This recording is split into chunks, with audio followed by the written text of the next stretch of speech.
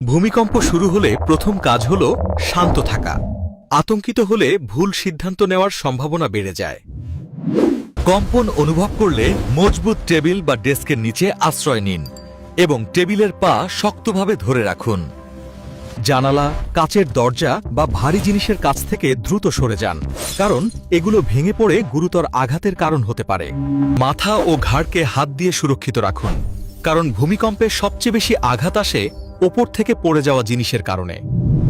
ভূমিকম্পের সময় কখনোই লিফট ব্যবহার করবেন না, প্রয়োজনে সিঁড়ি ব্যবহার করুন।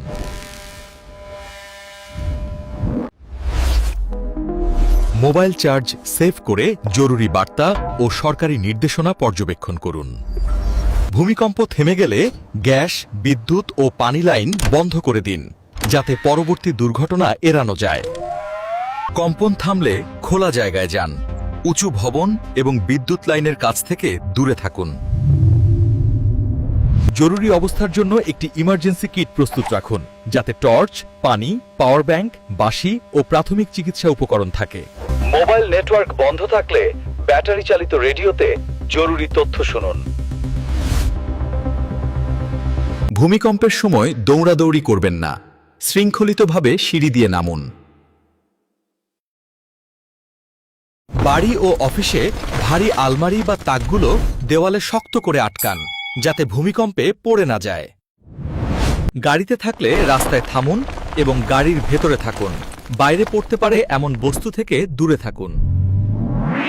ভূমিকম্পের পর ভাঙা বৈদ্যুতিক খুঁটি কিংবা ছেঁড়া তারের কাছ থেকে দূরে থাকুন। আঘাত পেলে প্রাথমিক চিকিৎসা নিন এবং গুরুতর হলে দ্রুত নিকটস্থ মেডিকেলে যোগাযোগ করুন। ভবনে বড় ফাটল দেখলে ভেতরে প্রবেশ করবেন না। বিশেষজ্ঞদের পরীক্ষা না হওয়া পর্যন্ত অপেক্ষা করুন।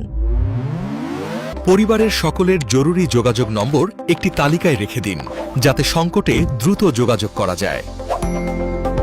ভূমিকম্পে আতঙ্কিত হলে গভীর শ্বাস নিন। মানসিক স্থিরতা আপনাকে সঠিক সিদ্ধান্ত নেওয়ার সাহায্য করবে। ভূমিকম্পের পর নিরাপদে সরে যাওয়ার পথ আগে থেকেই জেনে রাখুন, যাতে আপৎকালীন অবস্থায় দ্রুত সরে যেতে পারেন।